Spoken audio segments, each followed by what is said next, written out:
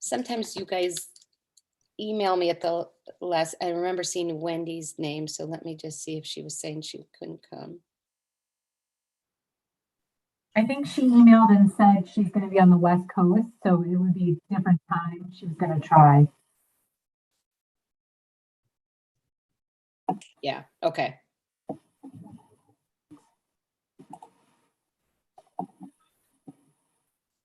Okay, so I'm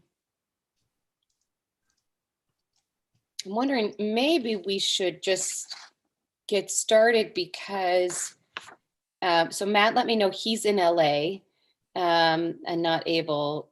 I thought Crystal was coming, but perhaps she's not. So let's get started. I'm going to call the meeting to order and say good morning, which is probably what I should have said when you first all came on, but good morning. I want to say thank you to Chad for not only agreeing to do the minutes, but for having a record turning around of the minutes. Like I think you sent them 15 minutes later, and that's the kind of efficiency we're looking for. So thank you, Chad. I did have an opportunity to read them. I guess we all did because you gave us plenty of time. Does anyone, I know you kept it pretty bare bones, but I think that's fine. Did anyone have any information that we feel like it should be on there that's not? Okay, then I'm going to move to pass the minutes I'm going to move these minutes as they are. Anyone want to second it? Second. Okay, all in favor of, I don't know what's happening to me this morning. All in favor of accepting these minutes as is? Okay, any opposed? All right, the minutes have passed, and thank you, Chad. And I honestly think that kind of, I mean, I don't think we need to put every single thing in there. So I really do appreciate it. Okay, I want to, I think I'm allowed to do this as long as it's on the agenda, we can talk about it. I'd like to move number 5 up for a second and talk about it first. I will say in terms of second survey, first of all, two of the people working on it aren't here. I have reached out to Scrog. I had reached out to them before, and then last night I reached out to them just again to say, did I miss something? They have not compiled any results yet. They have promised me, they think that it is coming. And so I know we want to base our second survey on that. I don't know that we can rush them at all. So that's what we have. I don't know if I mentioned it last week, but if you haven't taken a look at their site, which I have just because I'm always poking around to see if maybe they posted some survey results, they do have this really good, just one, it's actually a two-page thing on every community under their affordable housing. And it talks about rent, how many people are rent burdened and what that means. And it's really like a one-page fact sheet about each town. It was really good to see it about Madison. I actually talked to a young class and I brought in some stuff about Madison and different places around us. But if you haven't looked at it, it's worth looking at just for yourself to get your own talking points and also your own frame of reference. And it's a one-page sheet.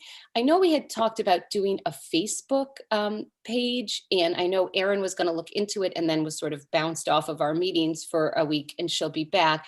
But Chad, am I making it up? Did you and Erin say you would do that together or no? Or was it your idea? And it was Erin's idea, and well, I think Erin and I coincidentally I have no Facebook experience, actually. I said I would assist her with it if she needed it, but I didn't know if she had made any progress. We hadn't talked about it on the side at all yet. Okay, so we're like the non-Facebook group. Raise your hand if you're on Facebook. What is wrong with us? No wonder we all came together. We're kindred souls. So, okay, maybe what we can do is I will email Erin if she's not doesn't pop into this meeting, because I'd like to get that page, even if it's like a very bare bones thing, up and running. That one sheet thing about Madison, all those facts. That's sort of what we're presenting at our educational forum. There are things that we could pull right now. There are studies out there. There are other people's plans that we could pull that might be helpful. And so I'd really like to get that up and running. Also, because when we do our forum on the 16th, that would be an obvious place to then post it and then say, you can watch it at any time. So leads me to our educational forum, because Crystal pointed out that we had not advertised it yet. And I think that's right. She had also said she wasn't quite sure what we were doing. And I see, Crystal, that you're on. So I do want to say, I feel we do know what we're doing. Right now, we have David Fink, we have Crystal, and we have Elaine speaking. David basically has been doing this for different towns, and he has like a full presentation, but we wanted to make it a little bit more local by having some people who can talk about affordable housing. We had talked about a teacher or a firefighter, and I had not yet, I had mixed feelings. One, I don't want this to go over, and I know David has a presentation that's that he could go on. We're trying to keep it to an hour. Two, I think teachers right now have some ideas about taxes and different things that could be going, that could help them afford a house. And I think while I think they're worthwhile endeavors, I don't want us to get sidetracked into something that's not affordable housing. If you all feel like, no, I think it still would be really good to have someone, then I can easily get that person in the next few days. I was also just worried about, I've had experience sometimes with a panel, and the first person's, David's going to speak for at least 25 minutes, let's say. So then Elaine will probably only speak for 5 or 10, and Crystal the same. But I just worry about that by the time the next person speaks, we'll feel rushed. And I feel like David is going to get a lot of questions. Crystal and Elaine are really talking about what they see in Madison. So question number 1 is, do you think we should get that 4th person who would be a teacher or volunteer firefighter? And I will get that person this weekend if you think so, who would say, I would move in if there were affordable housing, or should we leave it with these 3 people? I think if I could, Sarah, I think the educational portion of having David give, just a basic explanation of what affordable housing is, and his standard presentation, as well as having Crystal and Elaine. I think that's, in my opinion, a good start for the first meeting, and then allowing maybe some dialogue after that, or some questions, and rather than lining up too many people. And then we could, that's a basic introduction to what the committee is doing and what our responsibility is, or to create a plan, and then move forward from there with our process to develop that plan. And I think we can kind of formulate that on the back end, not necessarily at the forum have that, but then at least that's an informational session to allow people to understand that you're out there, and these are the facts, and you'll be hearing more from the group. And then I think you could have different examples moving forward of individuals who you may want to have as guests for additional forums. But I think I think having David there is a good focus for the first meeting. Yeah, I agree completely. I mean, Sarah, I think you're right. Having a teacher there would be fantastic, but I think David is going to engender a lot of discussion to the point where he might actually subsume the talk of the other people as well. That is what yeah. That's exactly, because I've heard him speak, and he is excellent. Well, he's passionate. Yeah, and so then I didn't want to invite someone and then say like, oh, you're tiny, you've got 3 minutes. Sorry, and I do like the idea of having a panel of just people who's, like doing different things. I also think there may be a lot of questions. There may not be there, but if there are, I feel like David is the right person to answer it. I think Elaine and, Crystal, you can speak up if you feel differently. I think Elaine is going to be really good about talking about, this is what we have in Madison. It hasn't bothered anyone. It's a really, stop by and see it. It's a nice place. It's housing this many people, and we have a wait list of X. And I think if you gave me 100 more units, I could fill them tomorrow. I think that's just, but she's not, she could answer questions of the process of how it came to be, but I don't think that's terribly helpful for this forum. And similarly, Crystal, we're looking for you to talk about people in Madison who are rent burdened, or people who might come in, what your client's experience is. It's just to flesh it out a little, to give that, like, this is actually going on here right now. But then when I thought about it, I just was worried that we had, because I'll say this, when I'm planning other meetings, even to go so far as our high holidays, we've talked about people have Zoom fatigue, and you can't do more than an hour or an hour and a half at the maximum. And if we're thinking about sending this out so people will watch the recording, I think if they see it's like 52 minutes or something, maybe they'll watch it, as opposed to like an hour and a half, or, okay, so I think we're ready. And the only thing we're not ready about is we haven't advertised it. Given what we got as our survey results, so quickly, I really think we have the right channels to do it. Here's what we need. We need somebody to do a one-page flyer. It doesn't have to be, amazing, but I can give you all of the names and the titles of the people. We need a one-page flyer, probably last week, but I'll take it today or this weekend. And then somebody needs to contact Rita Boland, who is amazing and will let us know, exactly how we can post this and where we can post it.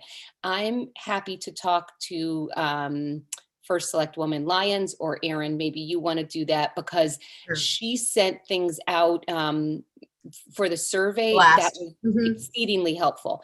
I know also we posted, not purposefully, but some people posted on Facebook this survey. And so if we could get those channels, those people to post. So I don't know, Erin or Heather, if that's you. Yeah, is that you? Yeah, go ahead, Heather. We can do that. I have a coworker who's very good at advertising and laying out, so I could sort of tap into her and see if she could help us out. Okay, Sure. Thank you.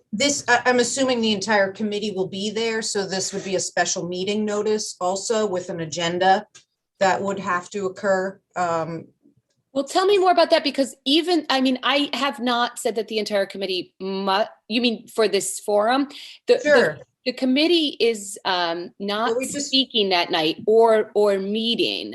If we need to send out an agenda, that's fine. But I wanted to be clear that the people who are speaking are the three speakers, and I did think that I would probably introduce them, and certainly if the members of the committee were there, I would love to say, here's who's on our committee. So if that counts as a special meeting, Sure, we'll just advertise it so that fine. it incorporates everything. No problem. One thing, and I think we'll be fine.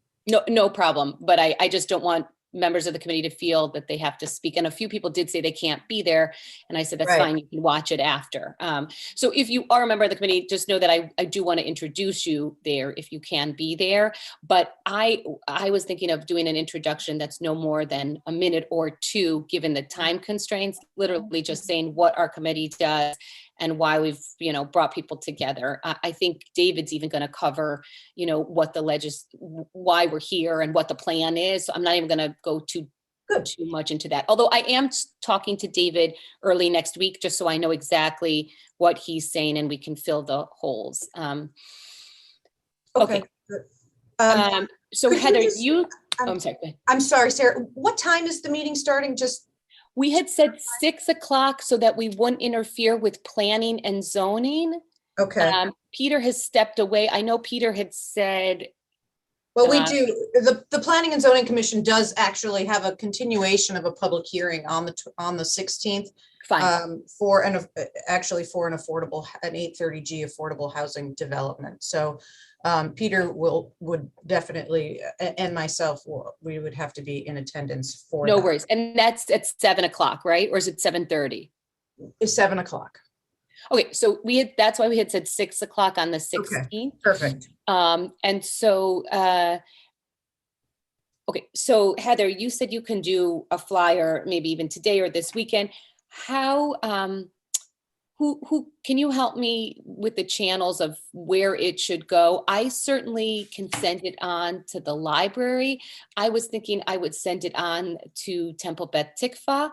I'd be happy to send it to the First Church, people who might, like, we reached an audience with surveys that were the town, but I would say any of you who are in community groups or, and you can send it out, like I'm on the board of Raise the Roof. I feel like, why not send it to people there? Do others have ideas of where we should be sending? Yeah. So I'm associated with several commissions, so I can send it out to the senior commission. We can send it out to Beach and Rec, all the Beach and Rec commissions affiliated with that. I'm sure Crystal could probably get it over to Youth and Family Service Commission. Heather, do you think we could just have an email blast probably, right? To employees even, and that, because they all have. We did send out the survey to employees as well, so we could send that out. So. Ask them to forward it on, and that we could cover a pretty good area, I think, just in-house. Andrea, would you want to just, would you contact Elaine again this week just to remind her of this and to give her more of an overview? I think, what we're expecting, and maybe she would want to send it out to Concord Meadows residents, other, thank you. And then I think if you're talking to if you're talking to First Select Woman Lyons, Erin, is that you? Are you going to do that, or?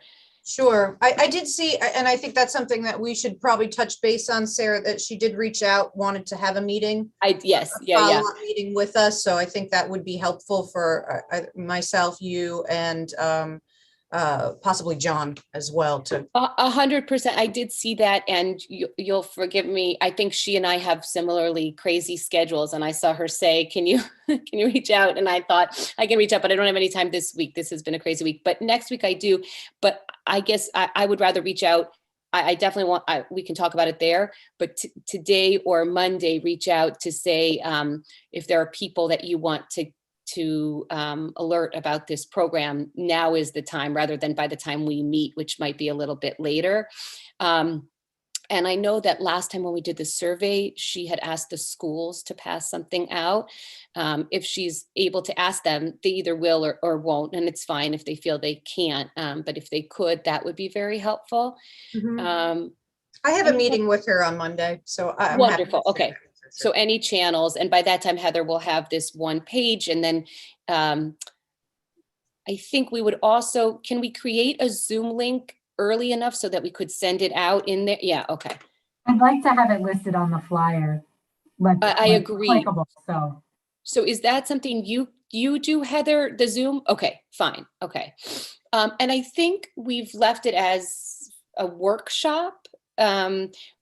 If I understand the terminology correctly, which is these three people are going to speak and give information, and then we are going to open it up for questions. Would that be similar to how like a town meeting might go? Or Heather, do you field the questions? Or can we, yeah. I think according to Lauren, it would not be set up as a special meeting. I think it's just a workshop. I don't know how you would envision doing questions, whether you want them to submit them, type them in the chat, and then I read them, or that's probably the best way to manage it, I think.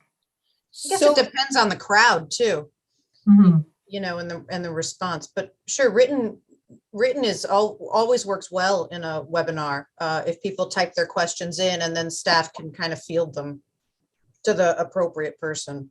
And then I would just ask that they type them in to you, or because otherwise I feel like, I know when I'm speaking and getting things in the chat, it's just really overwhelming, I think. Or if you would like to hear directly from the folks, we could see if they could raise their hands, and then I could allow them to speak. If there's a lot of folks, that might go longer than an hour. That's Right, all. exactly. You could turn the chat off and leave the questions on. So you could manage it a little better that way, so that it's not a constant interruption. Yeah. I think we can set that up on the back end. Heather, that's my understanding. That's beyond my Zoom knowledge, but I will look into it. Okay, all right, we can work on that. And maybe I can help you with the questions as well, but I do think I like the idea of somebody reading the questions to people. And then if we find, I think that's probably more right, because then you can have your questions answered without making your own speeches, which we might not have time for, Is it going to be like we can all see each other's faces, or you can see, or is it going to be more like a webinar and you'll see the panelists and you won't see the audience? I think it's going to be set up like it is today.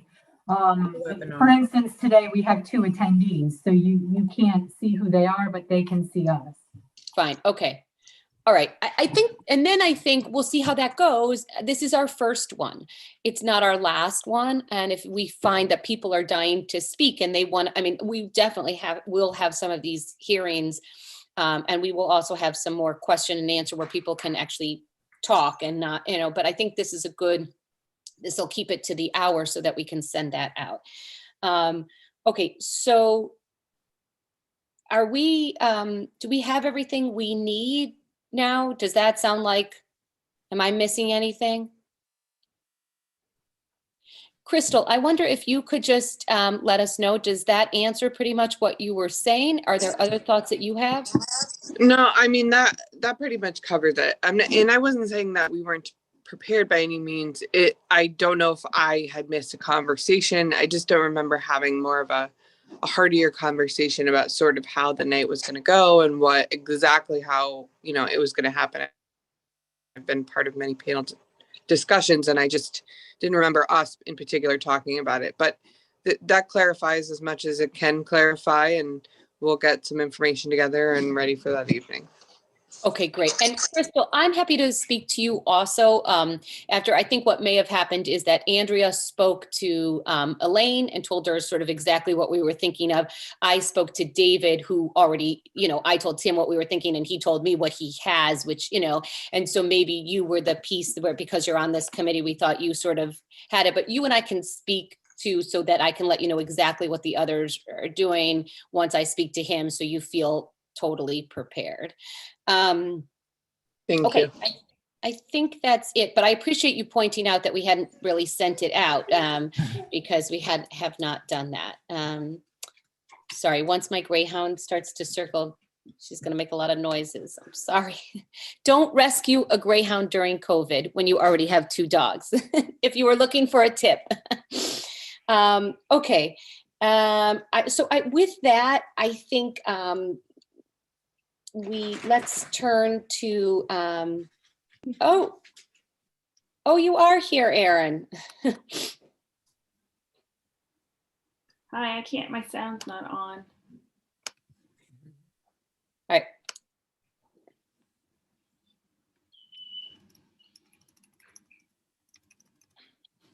All right, well, while Erin's getting her sound on, I think we'll turn to the other Erin and say, we had talked about looking at zoning regulations, and we're told that Erin is the person to tell us what we need to know. And so thank you for speaking to us and teaching us everything we need to know about town zoning regulations, or everything you can tell us in 20 minutes. It's going to be the abridged version, I think. Exactly. Okay, so I think we could get into quite an in-depth conversation on the various zones in town and their methods of what's a permitted use versus a special exception use, and what types of standards are in the use. But essentially, we and overall, and I assume everyone understands what zoning is, where we have a designation, a classification of various areas of town, whether they're dedicated to residential uses, commercial uses, industrial, mixed use zones, things of the like. Specifically, I think we're focusing on housing opportunities with respect to our committee. And this does open up various options. I think maybe just a general conversation today would be good. And then as we move forward, we can put some of our comparisons and concerns or areas of concern on paper, and we can look at potential ways to address perhaps why some zones or some incentive areas may not necessarily be taken advantage of for housing currently. So I think just a brief overview, our 2013 Plan of Conservation Development does discuss managing residential development. And I can share with you our, hold on one second here. I can share our map that shows areas where we have our various densities in residential housing here. So this is a little small. Can you see here? Is that a little better here? So you'll see here 95 and the Post Road runs along here, and these darker areas clearly in downtown are more densely zoned areas for housing, and our northern areas of town are a lot more rural. We have a rural residential 1 and 2 zones, which are essentially in this entire white portion and green portion here. These areas have larger lot size requirements and greater setbacks as well. So this is just an overview. So this is an excerpt from the 2013 Plan of Conservation and Development. It does identify one particular area of housing, possible housing opportunity zone here, which is in the area of Exit 62 and the Hammonasset connector here. So that, and I will share with you and pass along these documents. I'm happy to send you the link to the planning and zoning regulations, as well as the Plan of Conservation and Development, if you wanted to look through them. But basically, I went through our zoning regulations, and part of the, as I've been learning this new regulation since I have Guilford in my head here, but I have gone through the Madison regulations through our various sections that allow for residential development. Section 3 of our zoning regulations are our residential districts. We have R1, R2, R3, R4, and R5 residential zones.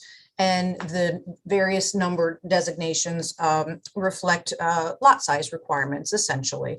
R1 and R2 are basically 1 acre minimum zoning. R3 zones are our half-acre zones. And then as we increase our 4s, we have our smaller, denser developments with a 10,000 square foot minimum, roughly a quarter acre here. And then our 5s are smaller with 7,000 square feet. Our residential zones, the primary use is a detached single family house. By special exception in these residential zones, we do allow for a cluster single family development opportunity. And that is by special exception, which is a public hearing process through the Planning and Zoning Commission, where the commission has a little more discretion in reviewing an application with respect to potential impacts on adjacent properties in the neighborhood. This cluster development was written in 2018, this amendment, and it was further amended in 2019. And this only applies to residential properties that are within 500 feet of commercial downtown zones. The commercial D, DW, DC, C, and T zones. And there's a 1.5 acre minimum for these lot size if you're looking to do these clusters. So don't feel, I'm happy to provide this to you in writing. So it's a lot of information. So I don't want you to have to go crazy taking notes. I will pass all of that along to you as well. And so basically it's a maximum density of 1 unit per 10,000 square feet. So it's 4 units per acre of buildable land. Buildable land in Madison is land excluding inland wetlands and steep slopes of 25%. So there are, basic, some of this cluster housing, we have maximum square footage of these units, and we have maximum number of bedrooms as well, I believe. Maximum floor areas, a maximum of 2 units attached to each other. So this was very much catered to have this cottage type style development, this clustered housing. Again, it's subject to buffers to adjacent property, adjacent parcels, and architectural reviews through our ACA committee. So those are our residential districts. We do have, like I said, rural residential districts, and these are RU1 and RU2, and these are our northern portions of town, central and northern portions, basically above 95. And the RU1 has, these are greater lot areas as they're more rural. So it has a minimum lot size of 2 acres. And our RU2 zone has a minimum lot size of 1.5 acres. Again, these are primarily single family detached residential zones, and allows the same uses as the other residential zones that I just described to you, except we do have a greater lot area requirement. Moving into our commercial districts. So essentially those are our residential is pretty much minimum lot size and single family dwellings. We allow accessory apartments, detached or attached by zoning permit in the residential zones as well. So that is one option for an additional unit on your property. In our commercial zones, in our C commercial zone, which is a 1/2 acre minimum, and I'll walk you through the zoning map and show you some of our areas here.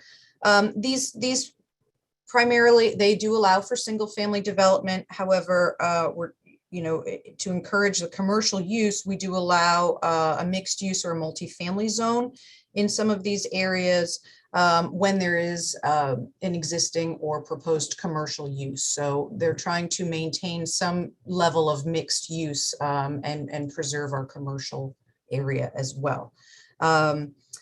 These specifically multifamily in the C zone and the commercial zone does allow for additional residential units to be used or by the owner or a tenant no less than 3 months at a time. So the regulation is written to prevent short-term style rental, the rentals. They do have maximum number of bedrooms as two bedroom units. So these smaller mixed use areas are not intended to have a large number of bedrooms per unit. In our downtown areas, we have a 1/2 acre minimum, as most of these lots are already existing, some are non-conforming. We do allow the residential uses. So existing, if there's an existing single family on a property, those are allowed. And we allow apartments above the first floor provided there is a commercial use on the first floor. So that, again, that mixed use concept. Let's see. Erin, can I just ask one question, and maybe everybody Yes. knows this, but I don't. How many of those, do we have apartments above a lot of those areas? An inventory, I mean, I think we can get through. Yes, there are definitely mixed use, along our downtown area. Most of them, I think most of these multi-story properties have either one or two apartments in them. I think we'll have to create a little more detailed inventory of that to take,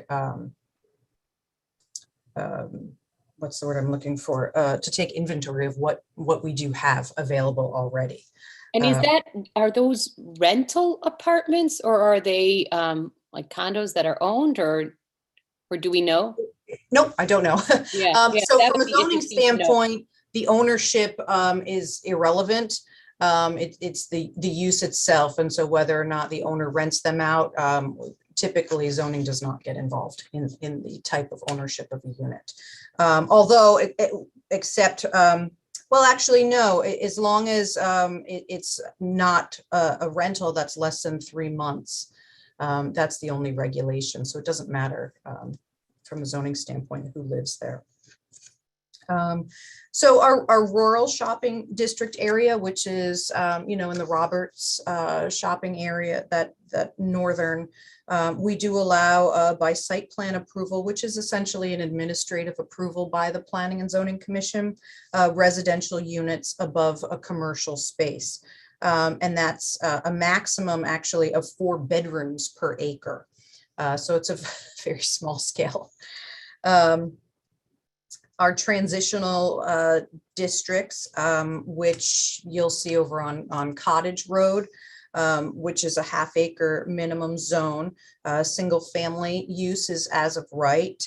And they do allow by special exception a planned residential development, which does allow for a greater number of units per acre. And there is a bonus of density if the developer or applicant is proposing an affordable component. So our planned residential district regulation does address affordable units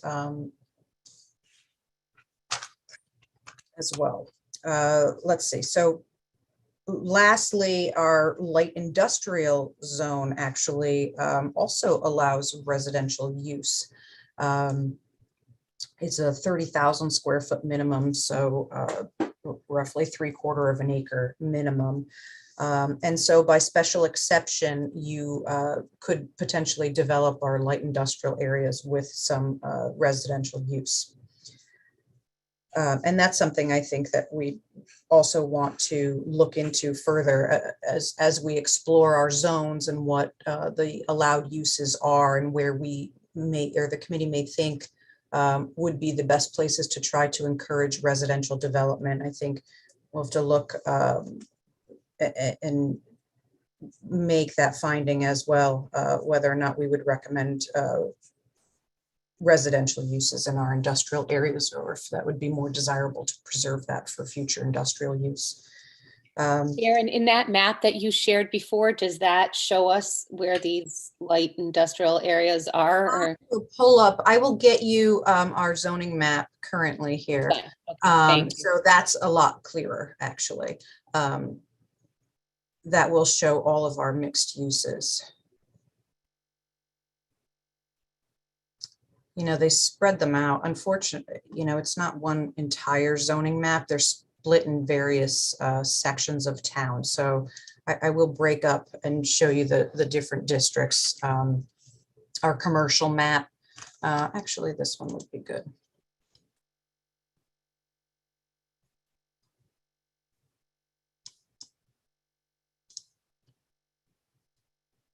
It's a little challenging. Our town is so long, north to west, or north to south, excuse me, that it's hard to fit on one page for you here. Okay, so as you can see, this is our Durham line here to the north, and our Killingworth side to the east here, Guilford to the west, and Long Island Sound to the south. All of this green area is our rural residential districts. So predominantly the majority of the town is rural residential zones with a minimum of 2-acre parcel size, single family. Okay, as we get down closer to the center of town, this is where we're going to have some variety and some reduced lot sizes here for development.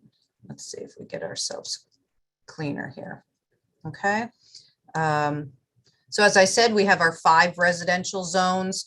The rurals are up north of 95, essentially. We have our R1s, which are our downtown surrounding areas here. We have our R2s, which are also downtown, south of Route 1. Some of our smaller beach areas, this is where we get into our even smaller lot sizes, our 3 zones, our 4 zones along the water, and our 5s as well. So they're all color coded. Our industrial zones, as I had just referenced, our light industrial zones kind of hug the railroad line here. And our commercial zones are along the Post Road and in our downtown district here. So that's essentially the breakdown of our zones. We do have a couple, this is a healthcare facility zone that we do have that are, and that's our assisted living facilities off of Wildwood. And so the last 2 zones that I wanted to detail, and you'll see here, we have a AHD, and we have an HOD district, which is a little blocked here by the insert. Now, these are our affordable housing districts and our housing opportunity districts. So the town has had affordable housing regulations since the 1990. And basically the affordable housing district is allowed in all residential zones. It's a process of having a zone change application. So it's an application to the Planning and Zoning Commission to amend the zoning map, in which case the Planning and Zoning Commission has the utmost discretion as far as determining if this is an appropriate location for that type of use, or that type of zone, I should say. And they act in a legislative capacity there. It requires, so this zone change process, and at the same time, an applicant would have to be proposing an affordable housing development plan, showing the commission exactly what they were proposing for this particular area. This is, so it's essentially a text amendment here to our map.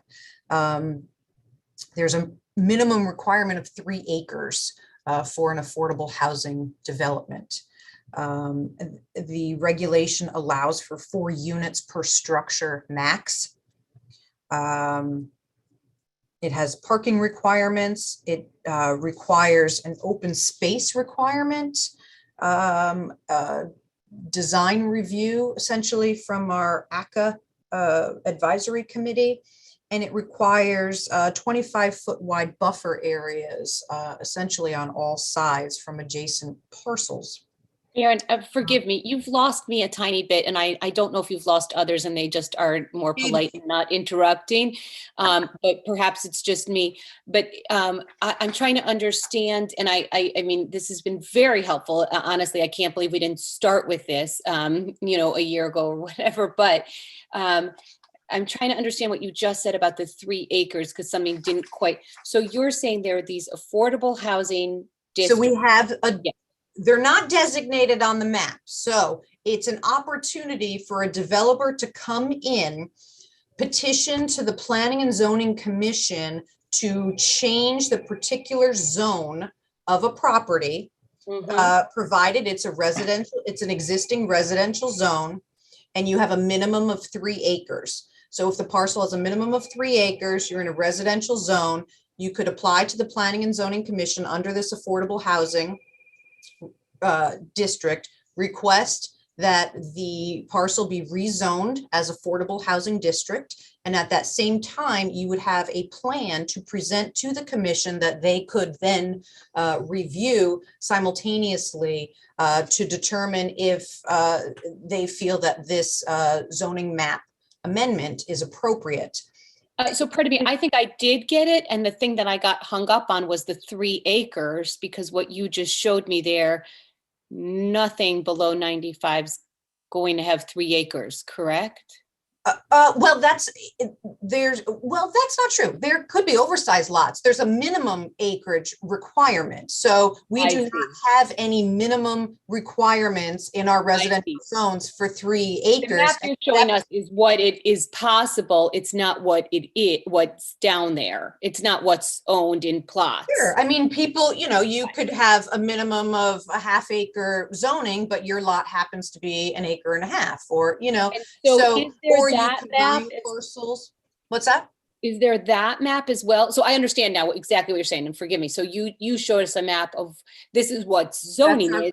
Our current zoning map. Yes. Do you have a map of current lot sizes somewhere? Is there a way to? No. I mean, you can, no. I do How not would have a one breakdown of how many lots are oversized in a particular zone.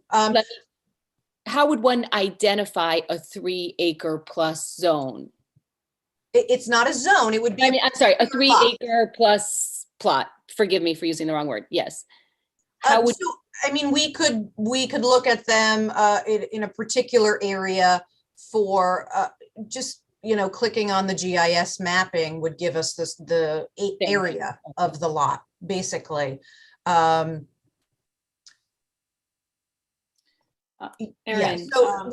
Yes, Erin, sorry. You can finish. Go ahead. I had a question on different subject. Okay. So, I think there are some challenges with our current affordable housing district. There are clearly restrictions, as you've pointed out, Sarah, with the minimum lot area requirement, because you'll see in applications that there may be the ability to develop smaller parcels as affordable housing developments. And if our current regulations are not necessarily working to encourage developers to come in under those, then they'll choose an avenue such as the 830G housing appeals process and come in with their own zoning standards in a residential zone.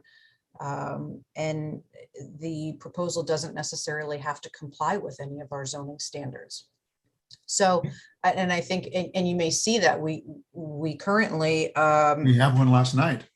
Yes, so we're in the process of a public hearing for an 830G application on Scotland Avenue, and it's a ½ acre parcel where the affordable housing development is for 6 units. So clearly the applicant, the developer did not look to follow our current affordable housing district regulations. Who is the developer? Who's the The developer for that applicant project? for that is an LLC. It's a partnership, Erin. The applicant's attorney is Ed Casella. The engineer is, Fettis Engineering, and the partnership. There are 3 gentlemen who are a part of the 92 Scotland Ave LLC. And that's just a 92 Scotland Ave LLC. Yes, I believe that's the property owner. What was that, Erin? And that's only a couple of the units are affordable, right? In that project? Right. So the state statutes under section 8-30G is a housing appeals process, essentially. So as we are aware that the state has a mandate of municipalities meeting 10% of their housing stock as meeting the affordable units. Currently, Madison is at 1.69%.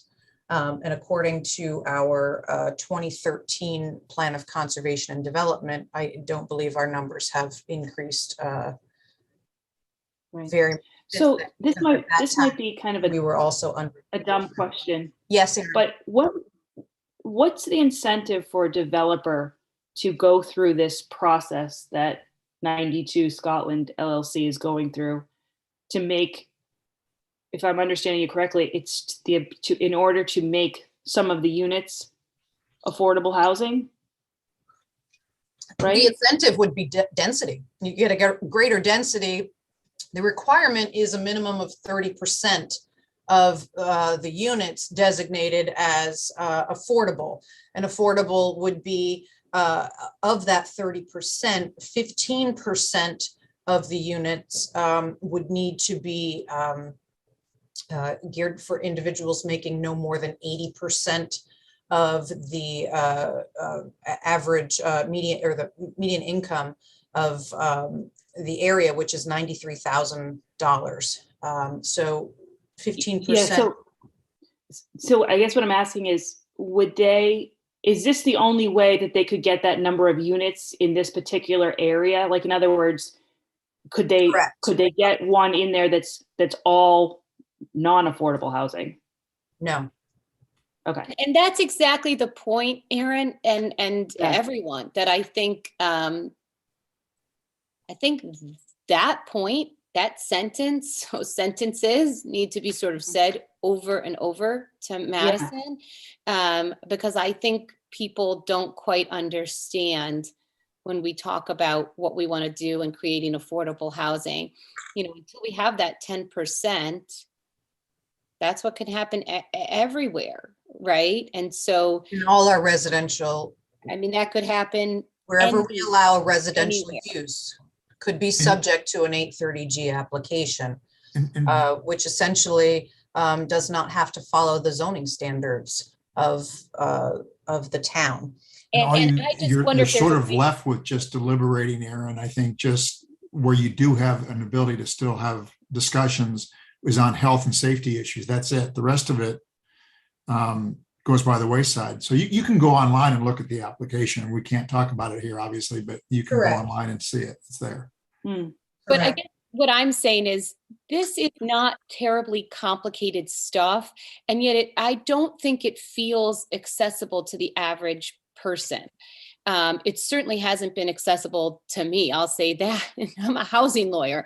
I think if there were a way for us to have this conversation too as an educational forum, I think when people, when we discuss this issue of affordable housing, I think people have sort of missed what we have out there and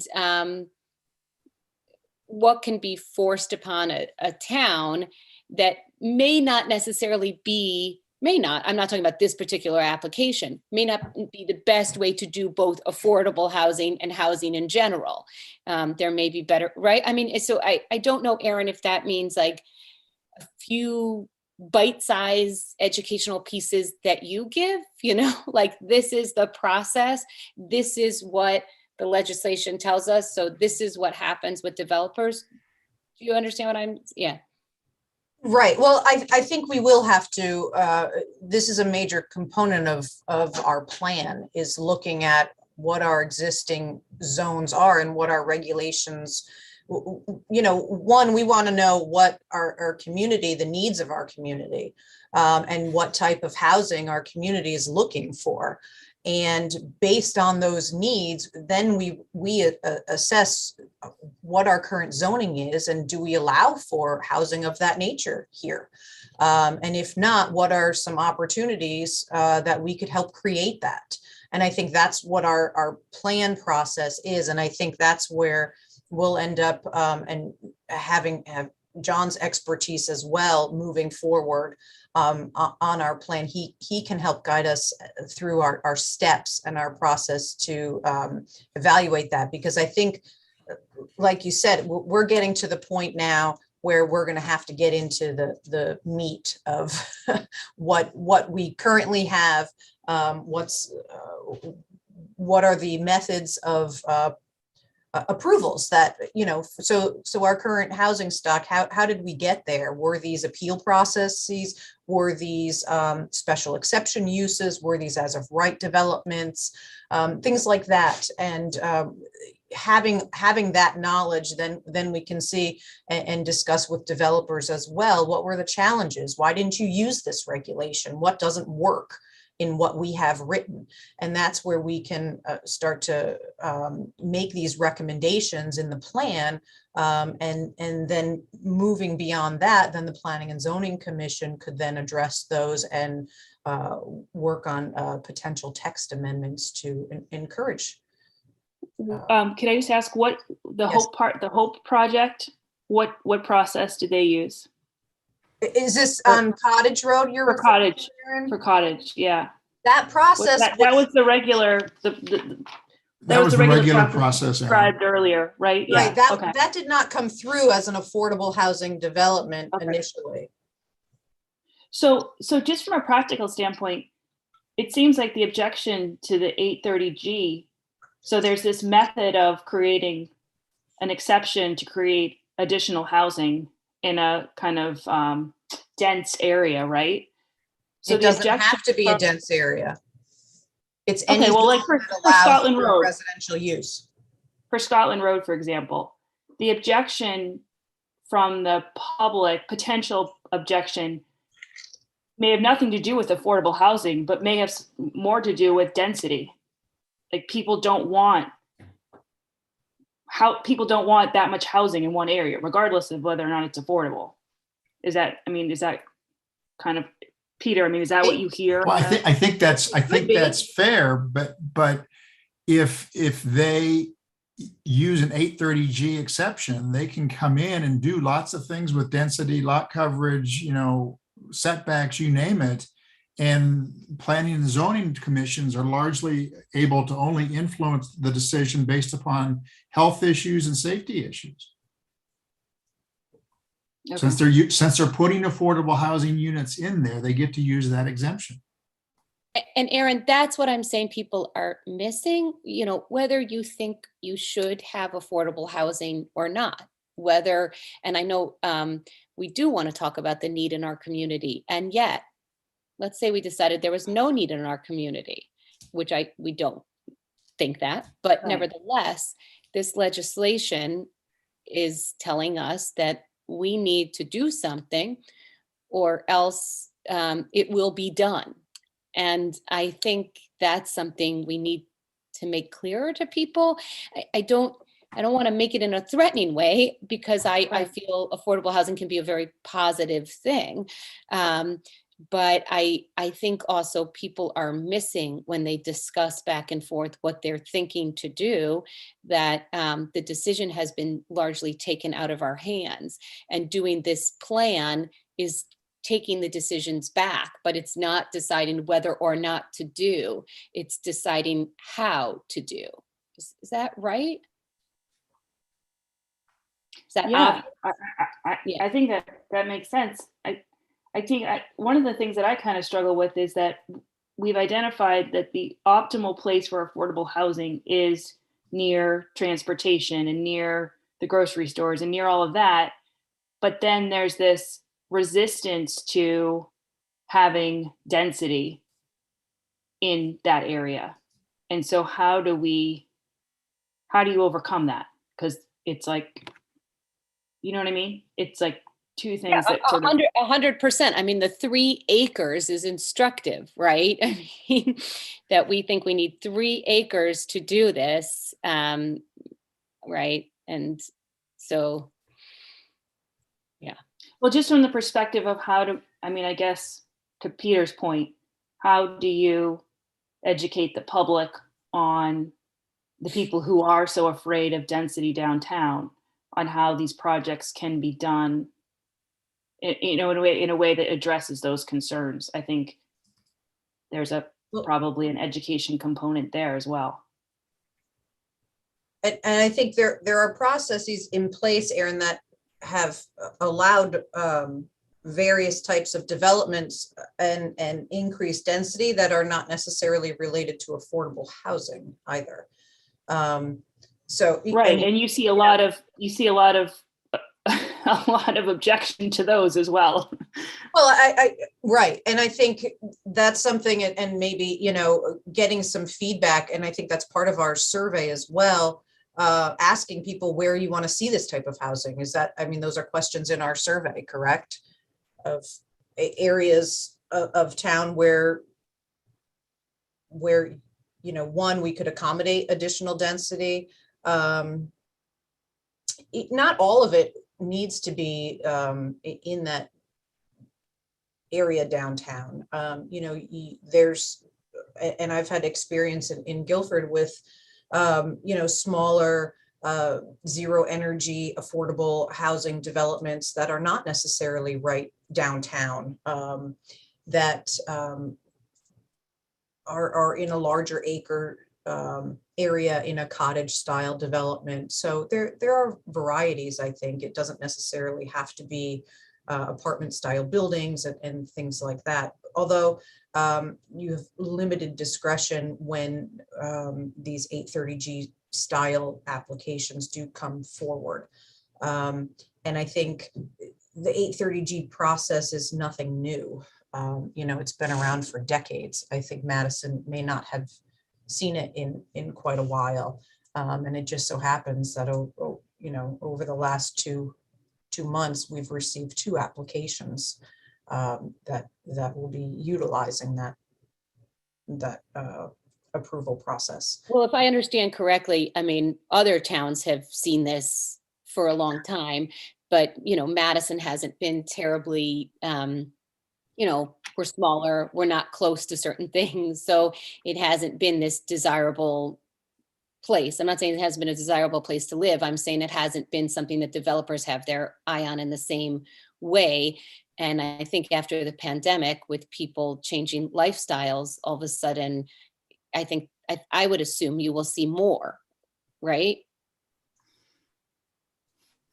There's been a significant increase in housing development. Yeah. Yes. I think, you know, some towns welcome 830Gs. It's an opportunity for them to get closer to their goal of 10%. And I think, you know, there are problems either way. But it is a challenging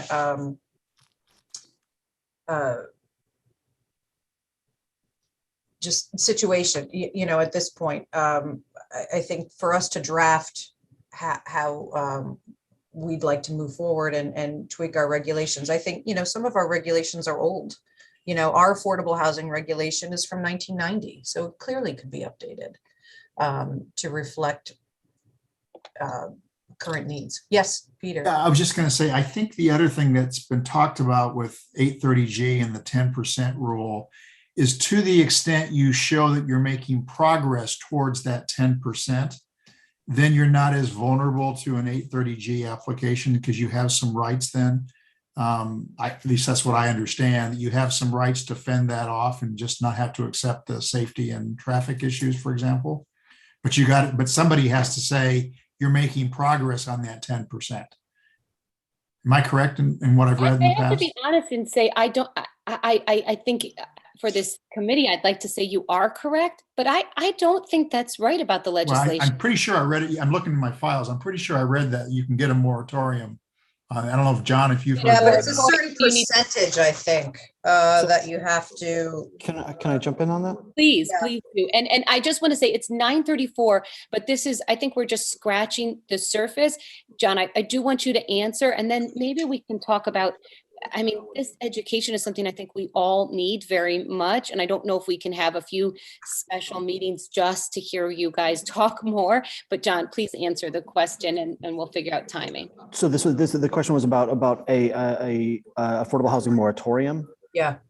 So if the town hits certain thresholds, basically what are called housing equivalent units, HUE points, And I think it's basically about a 2% increase, or if the town hits a 2% increase in Hugh credits. So like senior housing counts a little bit less than mixed age housing from affordability standpoint. So there's a points credit system.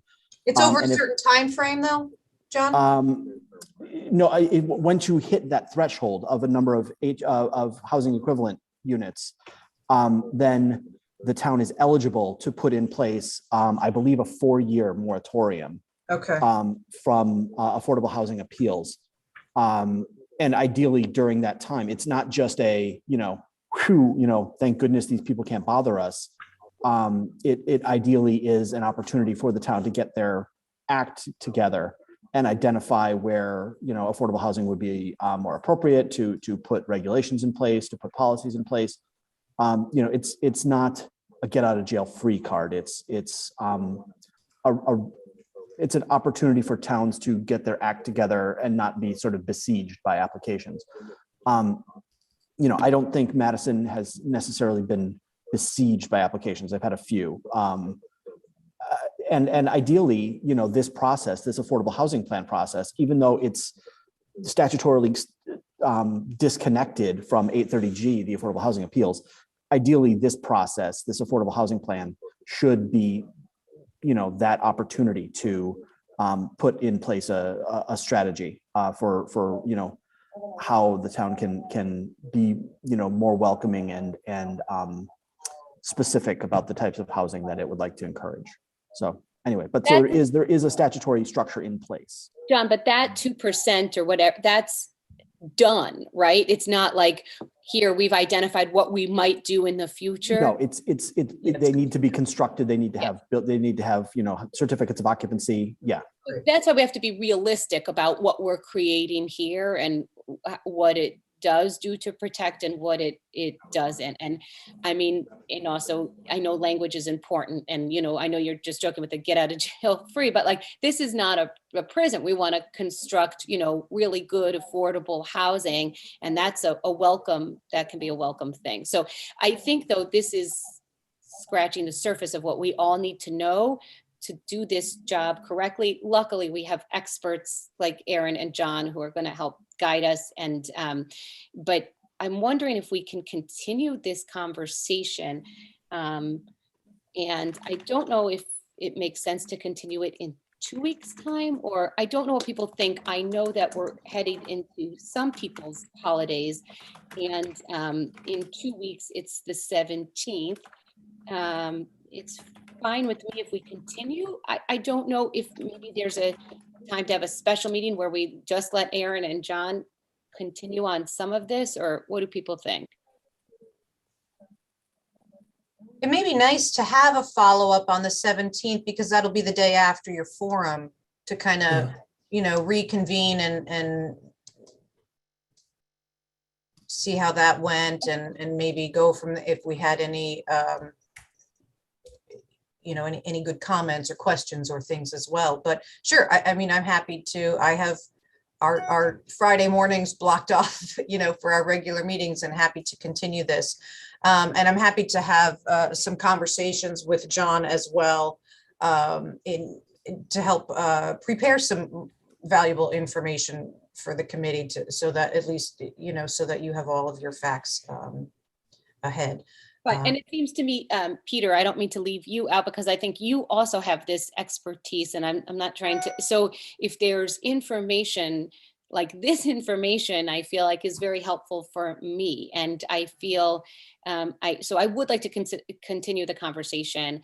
I guess what I was getting at is a little bite-sized like this every 2 weeks might not get us all the way where we need to be. So within these 2 weeks, Aaron, John, Peter, anyone, if there are things you feel we should be reading as a committee, please assign us some homework and let us know what that is. I just sent you something, Sarah. Speaking. Oh, you did? You could just read my mind. Did you send it just to me? Well, I did, just because it talks about the moratorium. It comes from where David Fink works, for the Partnership for whatever you call it. I thought David wasn't there anymore. He may not be, but this comes from Partnership for Strong Communities, and it talks about 830G. It talks about the moratorium. et cetera. So I thought that would be helpful. Okay, and actually, if you don't mind just sending it to the group. Yeah, I don't know that I have do you have a, an address list made? It's probably easier for you to do it. Probably easier for me to send your Yeah, well, email. if you have a distribution list, you can just do it quickly. I'm not sure I have everybody's email. Okay, fine. Heather, why don't you send a distribution list to everybody so everybody has it? And that way we can pass on information. A lot of you guys pass stuff on to me and I appreciate that very much, but it's not just Sarah Mervine who should be educated about this. We all should. So let's start to share the information. It's out there. There's some really good information out there and we have some residents who are sharing information with us. And so I will make sure that I'm distributing to everybody things that I'm receiving. And maybe we say, you know, we've got this educational forum this next week. Maybe we say like this next month, we try to read what we can and get educated, and people like Aaron and John and Peter, send us things that you're seeing that you say, you need to know this when you're talking about what we're talking about. So Sarah, I think David may have sent along quite a bit of information in the beginning, and I think I have some of those resources in Dave's old records. Honestly, that would be great because it's I'll very. I'll look and see what we have, and So you'll resend that, Erin? Do you sure, mind? yeah. Let me I see. have all the stuff's in my old town email, which I don't have access to anymore. Oh, bummer. So I'm like, now I'm trying to recreate my file. Yeah, let me see what I can. Out of the building in handcuffs, huh? They Oh, really, yeah. they Thanks you for were your there. service. You were They there booted one me second out. and you were gone. That's funny. Okay, so Yeah, I'll look. and Peter, I think you've sent me a lot of good stuff, and I apologize because I know the amount of emails we probably all get, but maybe now we're going to just spend a few weeks really digesting some of this. And to those of you who've told me some of this before and I haven't digested it, I apologize, but now is our digestion time for the next month. And so thank you, Aaron and John and Peter, for agreeing to speak on this in 2 weeks. I think we're ready for our forum, and I know the time is really late and probably all of us need to get to work and other things. So with that, I think I'm going to adjourn unless there's any last questions that someone can't wait for. Yeah. Okay, so let's adjourn. And thank you all. This has been really helpful for me. So see you all at the forum. If you can't come to the forum and you haven't let me know, if you could just let me know, because we will introduce you at that time and it'd be helpful to know who's there and who's not. So, okay. Sounds good.